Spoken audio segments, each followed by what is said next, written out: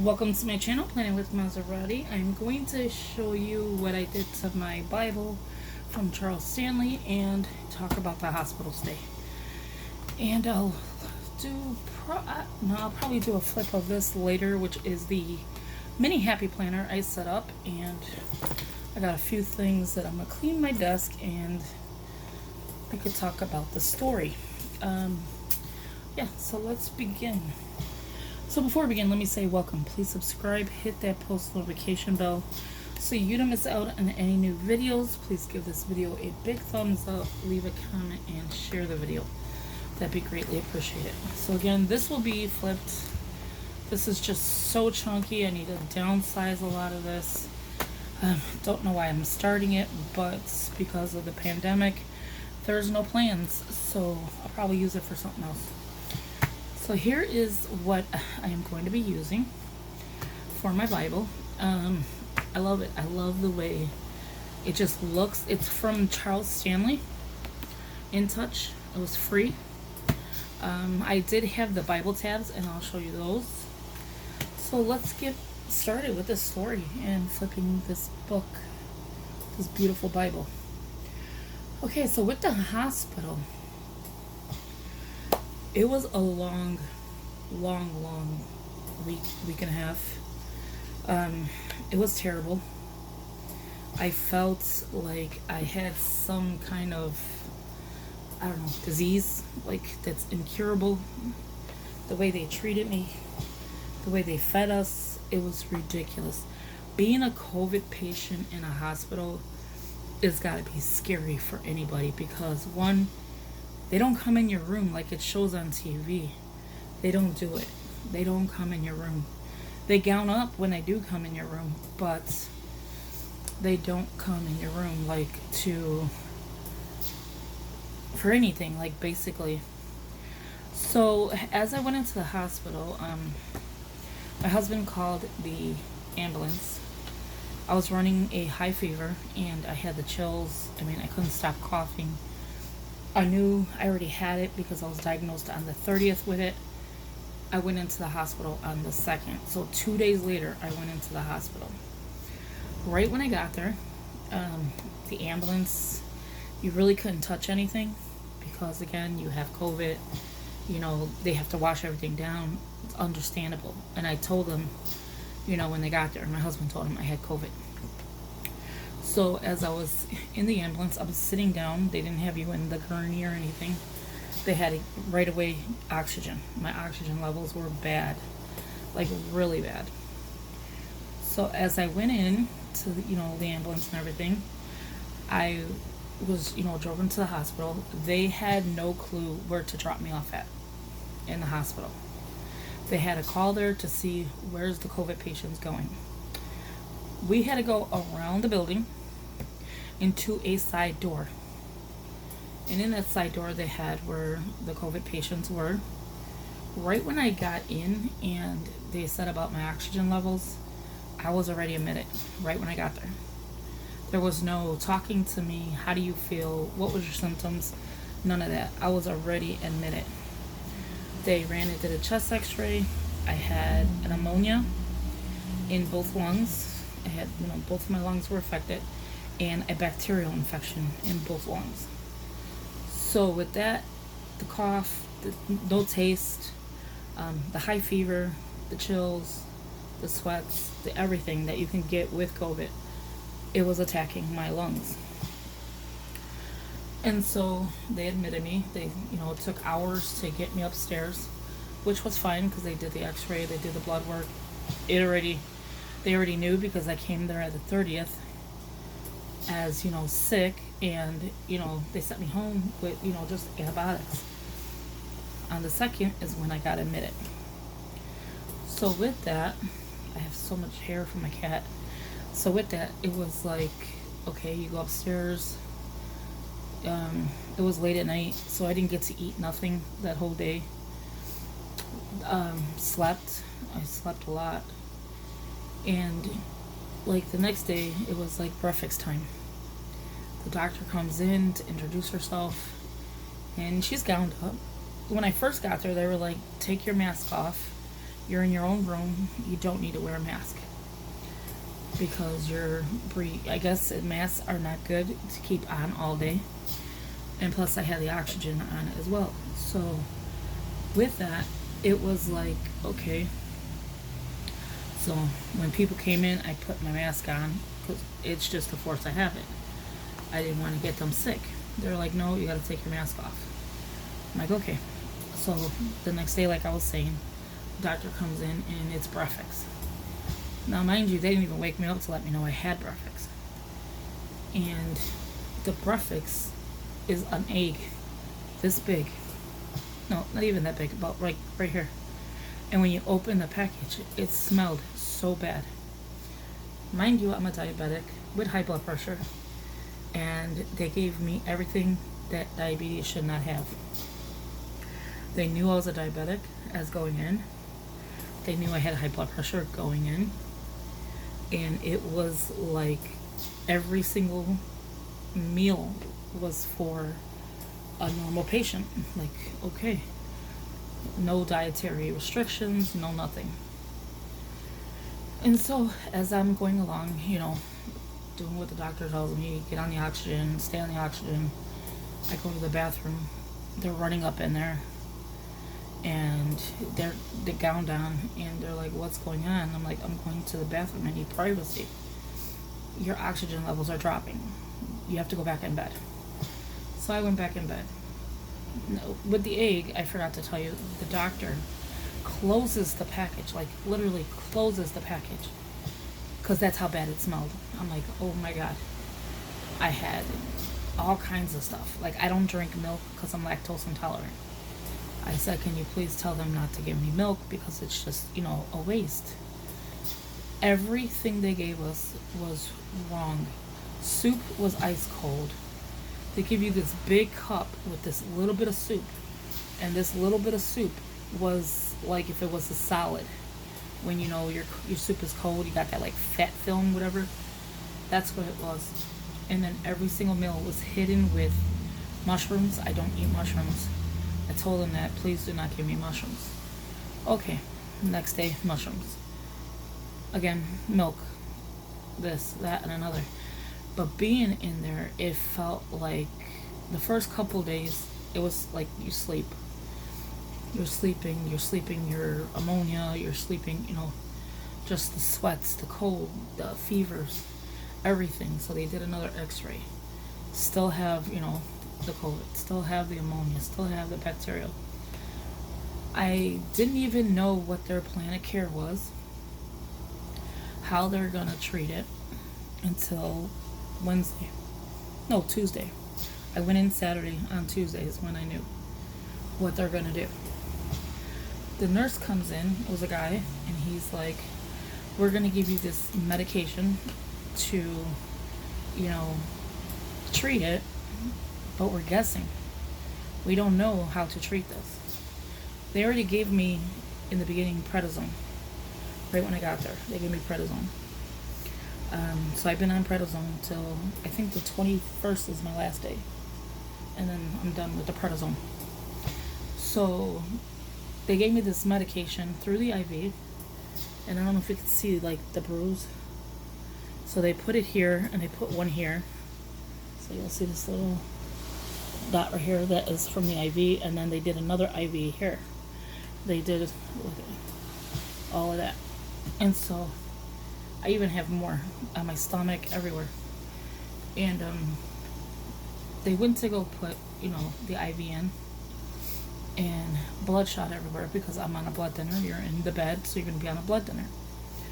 So bloodshot everywhere. Obviously, they didn't know what they were doing. And it was for rheumatoid arthritis. They did not know how to treat a COVID patient. Literally, in all ways. They did not know how to treat a COVID patient.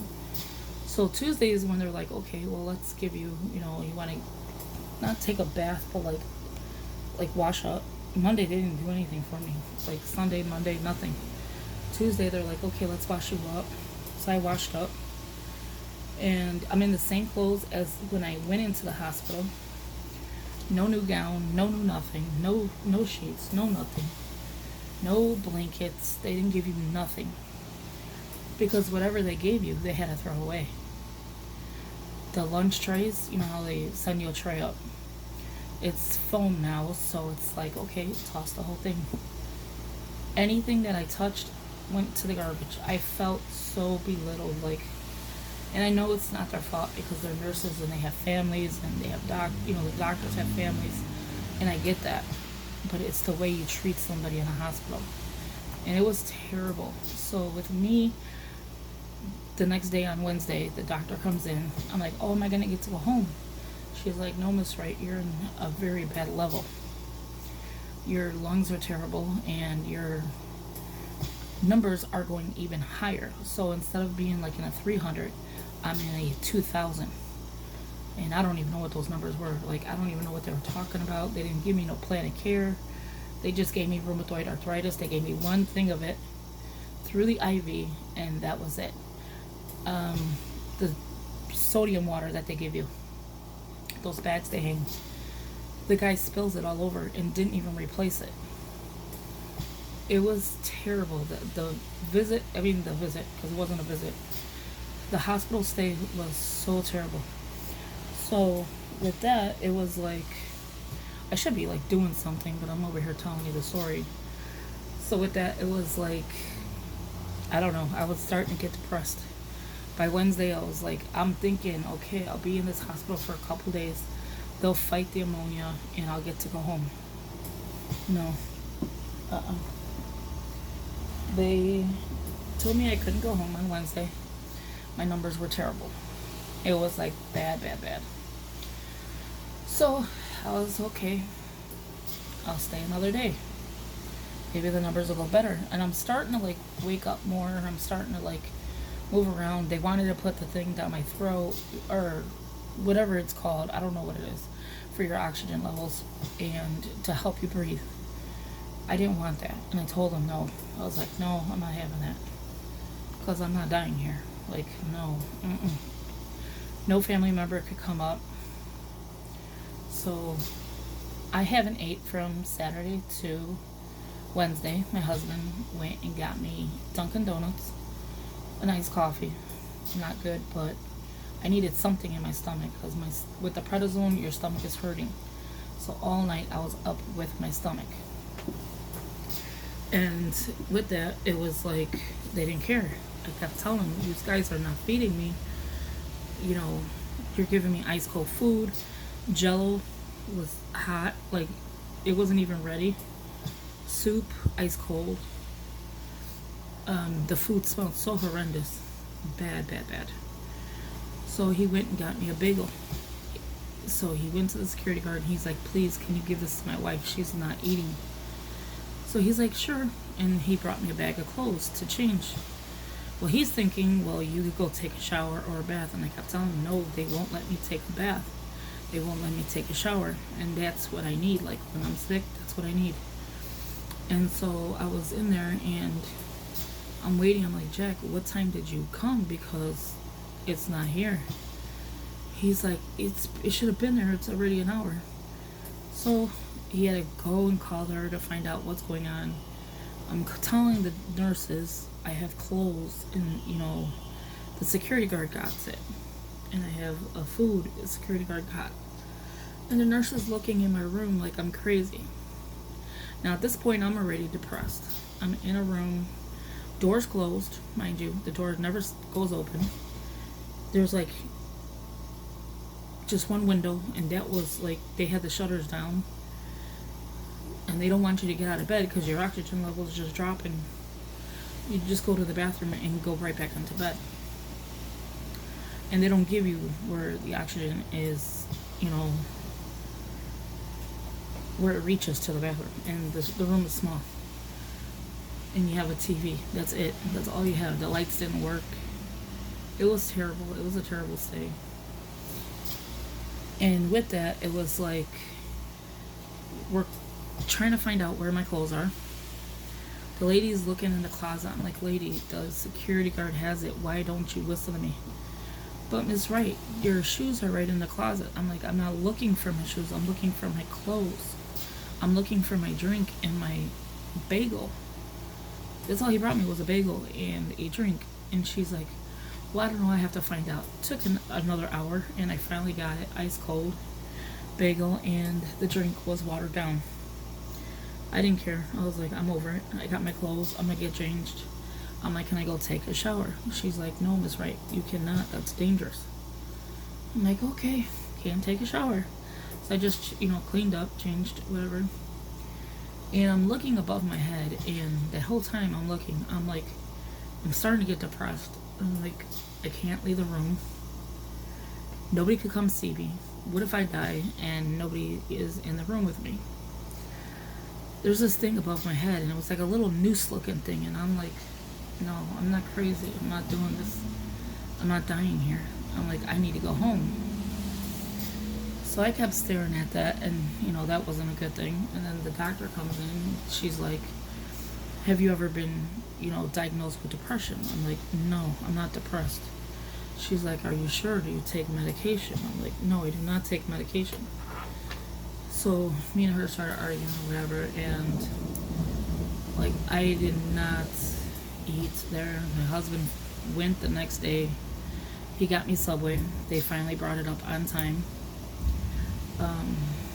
It was terrible. Like, the treatment there, they had no clue on how to take care of a patient. So the last day I was there, now we're going into another Saturday, and the doctor comes in, Miss Wright, your numbers are better. How do you feel? And I was lying, and I said I feel good to get home. I was doing anything to get home. And she's like, well, we're ordering your oxygen machine. You cannot leave without it. And not that you can't leave without it, but we don't know what time it'll be there. But you can go home today. I'm like, well, what time? She's like, I don't know, but you will be able to go home today. All day I waited. My hopes were up so high. I'm like, I get to finally go home, take a bath, and go in my own bed. No, it didn't happen. Nurses are telling me, okay, well, you have to walk without the oxygen and see how far you could go. Well, it kept dropping. So I already knew, like, they're not going to let me go home. So I'm laying in bed, and then 6 o'clock comes around. I'm like, am I going to go home? And they're like, well, yeah, Miss Wright, we're just waiting on the oxygen machine to get here. I'm like, they never told me that. You said you're waiting on the oxygen machine to go to my house. Well, it has to go to both places. We can't release you without it. I'm like, these guys are holding me hostage here. And it was just a big thing. The doctor comes at 8 o'clock at night. Who do you want to punch? Like, I'm not saying I'm punching anybody. She's like, who do you want to slap? And I'm like, nobody. I want to go home. And she's like, because we can't release you until the oxygen machine gets here. It may not come today. It might, because of the weekend, you might have to stay longer. So I was upset, and then they finally released me at 11 o'clock at night. The oxygen machine got there. Guy's sitting there talking, and then the nurse is like, well, we can send you home today, or if you have somebody to come pick you up. I'm like, yeah, I have people to pick me up. And I finally got to go home. But with that hospital stay, let me tell you, they do not know how to treat a COVID patient. You don't get to eat. They had snacks at night, which was, I didn't realize they had snacks until Thursday. I was in the hospital on Saturday, and Thursday is when I found out they had snacks, and it was a hot yogurt. I was like, you cannot win here. And every single day it was this egg, never changed. It was ice cold, smelled. Soup, ice cold, smelled. Jello, hot. And what else? Yeah, it was terrible. So let's get into this Bible. Oh, 20 minutes in too. So here I have these tabs that from Majestic, Bible tabs. I don't even know where I picked it up from, but they were $5.99. I think maybe Hobby Lobby. I think maybe, but I just did them right now. So it comes with, I've showed this before, these tabs. where you can place them. But I don't use it like this because my Bible is not that big. You would have to like place it like that. I didn't use it like that. So that's, and then it gives you an idea of like tab tips, and then yeah, so you get the little crown. It's super cute, but I lost Genesis. I have no idea why. And as you can see, it's a pink Bible. So these are the little leftovers. So you have like numbers that I can use anywhere to tab anything out, because these are really nice tabs. So 4, and then you got these sides. So you could utilize these 3, 2, and then of course 1. And then these are just like regular little tabs you can flip over and have them sticking out. And then they give you some extra ones, which is practice, notes, maps, life verse, index, and concord. And then again, these little things on the side you could save, and that's number 6. And then they give you a bunch of crowns, which I don't know, I don't use that. To me that looks a little kiddish, but so those are those. And then here again, this is the Charles Stanley Bible, so I showed this before. So I went ahead and tapped it out. I like this because I didn't even notice they had this. It says Dr. Stanley's 30 Life Principles. So that is pretty cool that he gives that. And then these are the tabs. So because I lost Genesis, I put the Old Testament because it comes with it. I don't know if you can see the tabs. They're sparkly, pretty pink. Look at the cat hair already. And I just put the tab. She must have been on my desk when I was taking a bath. And yeah, so that's the story. And see, I lost Genesis, but I can get to Exodus right away. The tabs are pretty heavy too. Leviticus, Numbers, Judges, Deuteronomy, Joshua, Judges, Ruth, 1 Samuel, 2 Samuel, and I just followed along each tab. As you can see, they kind of like overlap a little bit, and then I start back from the top. So I just put the tabs on the side. So here's like 1 king, 2 king. So this would be the next section. So there's this first section, then here comes the next section. So that's like 2 different rows, if it makes any sense. And then here is the third section, and then the fourth section. And some of these tabs, like I had to put on the same page, like this one here, Obida and Jonah, because Obida was here but it ends here, and then Jonah starts here. So I just went ahead and put both of them together. And then John 1 through 3. Oh, let me show you the New Testament. Where's the New Testament at? Here's Magi. I'm looking for Matthew. Okay, right here. So here's the New Testament. So I have the New Testament tab, which is kind of hard to see. And then starts Matthew.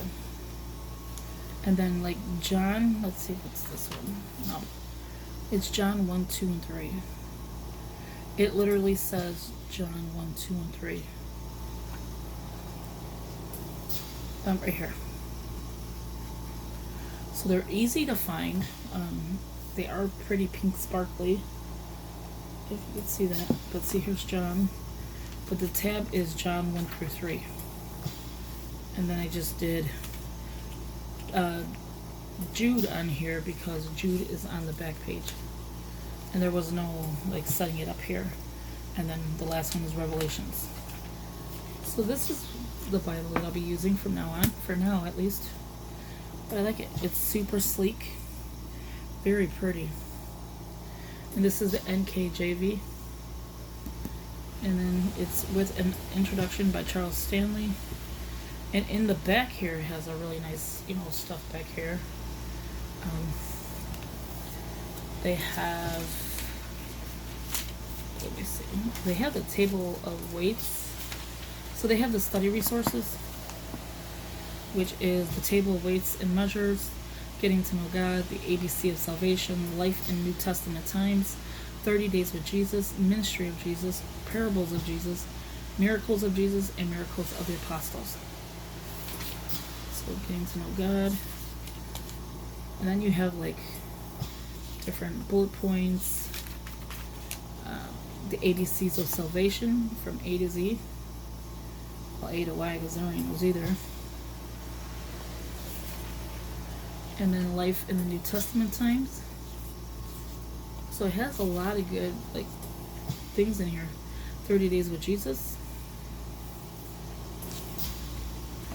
And then ministry of Jesus, parables of Jesus, miracles of Jesus, miracles of the apostles, and then that's it. And a little notes section, which I'll probably put that little tab that says notes. But yeah, I think this is super cute, and I haven't used it yet because I was wondering what I was going to do with this small Bible, because the words are very small for me, but I'm like, I could read this. So that is my story of the hospital stay. It was not the best stay ever. Like Saturday, I didn't get to eat at all. They brought the food ice cold again. They were giving me pop. I'm a diabetic. You're not supposed to give a diabetic pop. Even though I had an iced coffee, but that went in the garbage because it was all water. But I'm just saying, like, you're not supposed to. And the doctor kept apologizing. Like, she's like, I am so sorry. They're not giving you food for being a diabetic. They're giving you, like, whatever's left. And that's what it was. We couldn't touch a menu. We couldn't call down there to get a menu. They didn't call us to see what we were like. It was whatever they had. And it was terrible. So that is the story. And yeah, in the end, I ended up depressed. And my daughter kept putting on Facebook, my mom can't handle it. You know, please pray for her. And it was hard. It was really, really hard. So with this being a long video, I will do this one later. And I just wanted to show you my little Bible and tell you the little hospital stay. It's not fun to have COVID, believe me. Just stay safe out there and, you know, wash your hands, wipe your counters, do whatever you have to do to stay safe. Wear the mask, wear the gloves. You know, when you're by somebody, just be careful, because you never know who you're by and they have it. So yeah, that's the story, and I hope you enjoyed this video. I would have did a face-to-face video, but I don't know, I felt weird. So again, thank you for watching. Talk to you in the next one. Have a good one. Bye-bye.